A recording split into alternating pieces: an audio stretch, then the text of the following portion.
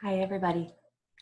This is Mrs. Cornish. I'm so glad that you came to visit. I'm so glad that you're here and you get to listen to a story with me today. Today, I have a story about a zipper that got stuck. Have you ever had a coat zipper or a sweater or a pant zipper get stuck? Oh, it's just so frustrating. Well, this happens to a teacher during the school day. Let me tell you the story of Mrs. Toggle's zipper. This was written by Robin Pulver, and it was illustrated by R.W. Alley. I hope you enjoy this fun story. Mrs. Toggle's zipper.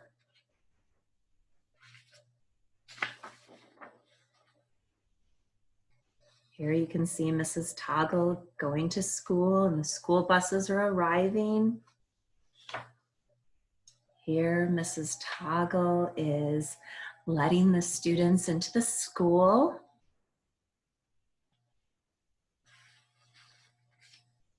And here we go. When Mrs. Toggle's children arrived at school in the morning, they changed in the hall from their boots to their shoes. When the bell rang, they picked up their boots and their book bags and marched along to their room. They stuffed boots and bags into their cubby holes and hung up their coats. Then they sat down at their desks.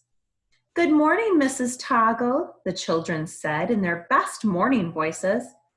"Good morning, class," said Mrs. Toggle in an unusually grumpy voice.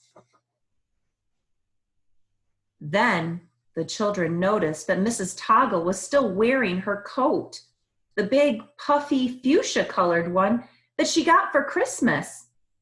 "Miss Toggle," yelled Joey, "you forgot to take off your coat." "I didn't forget," said Mrs. Toggle uncomfortably. "I can't take it off because the zipper is stuck. I'm afraid it's going to be a long, hot day." "How did the zipper get stuck?" Nina asked. Mrs. Toggle fanned her face. "How does any zipper get stuck? First, a tiny bit of cloth gets caught in it. Then you pull and you keep pulling a little too hard, and before you know it, you're trapped in your coat like a hand in the cookie jar." The children gathered around Mrs. Toggle's desk to see for themselves. "Yup," said Joey, "that zipper sure is stuck." The others nodded. "What's wrong? What's worse?" said Mrs. Toggle. "The thingamajig is gone." "The what?" said the children. "The thingamajig that you pull the zipper up and down with. Mine's lost." "Oh," groaned the children. They all thought happily about their own coats hanging on the hooks with their zippers open and the thingamajigs still on. "Maybe we can help," said Caroline. "It's worth a try," said Mrs. Toggle. Mrs. Toggle braced her feet on the floor. She leaned forward in her chair and held out her arms. Some children grabbed one sleeve, some the other sleeve. Paul and Nina grabbed fists of collars. "Now!" yelled Mrs. Toggle, and everyone pulled. Urgh! Crash! And everyone landed with thuds and bumps in a heap on the floor, and Mrs. Toggle's collar was as far as her nose, but no further than that. Paul wanted to get busy learning the times tables. "Mrs. Toggle," he said, "let's go to the nurse's office. Maybe Mrs. Scott can help you." Mrs. Toggle and the children trudged down to the office of Mrs. Scott, the school nurse. When Mrs. Scott saw Mrs. Toggle's hot red face, she reached for her thermometer and popped it into Mrs. Toggle's mouth. Mrs. Toggle shook her head. "I don't have a temperature." "Don't talk with a thermometer in your mouth," said Mrs. Scott sternly. I'll telephone your mother. I don't have a mother, mumbled Mrs. Toggle. Mouth closed, ordered Mrs. Scott. Nina spoke up. She's not sick, and she doesn't live with her mother because she's a grown-up. Mrs. Toggle is hot because she can't take her coat off. The zipper's stuck, and the thingamajig is lost. Then we must pull it off, said Mrs. Scott. Oh, we tried that, Paul said. This time we'll add a bandage, the nurse answered. Bandages make boo-boos better. But first, Mrs. Toggle, you must take that thermometer out of your mouth. Mrs. Scott stuck a bandage on the zipper where the thingamajig was supposed to be. Then she pulled, and the children pulled, and they all ended up with thumps and bumps and bangs on the floor of Mrs. Scott's office. Mrs. Toggle's collar was as far as her nose, but no further than that. Mrs. Scott shook her head. I must call the principal. He'll know what to do with you. The principal, Mr. Stickler, left important matters on his desk to hurry to the nurse's office. Mr. Stickler frowned when he saw Mrs. Toggle. Mrs. Toggle, it's against school rules to wear your coat all day. I am sorry, said Mrs. Toggle, but I can't take my coat off. The zipper is stuck. Tell him about the thingamajig, said Nina. The what? Mr. Stickler asked. You know, said Paul. The what's it? The doodad, said Caroline. The whatchamacallit, said Joey. My students are right, said Mrs. Toggle. The thingamajig is missing from my zipper.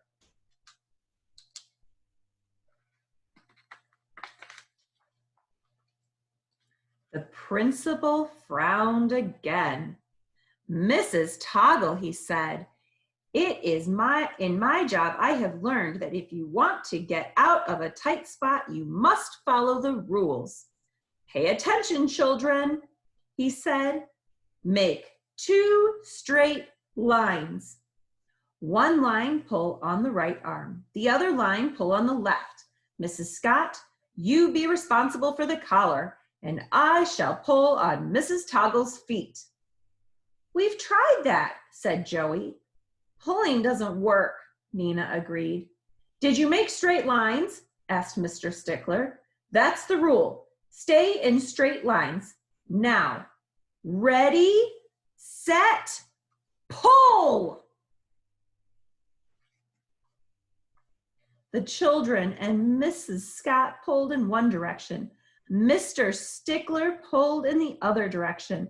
Mrs. Toggle tried to make herself small and wriggly, but with thuds, bumps, bangs, and kerplops, they all ended up back on the floor once more.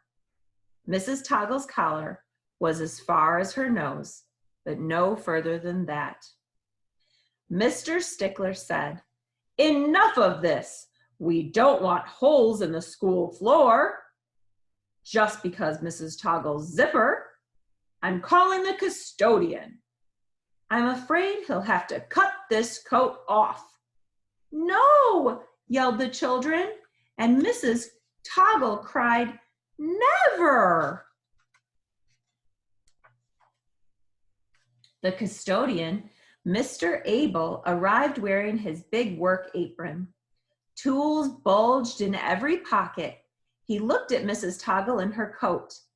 Is the building too cold for you? He asked kindly. Maybe the thermostat's off. I'll go check. Wait, said Mr. Stickler. See, said Caroline, Mrs. Toggle can't get her coat off because the zipper's stuck. Yes, said the principal, and there's a problem with the thingamajig.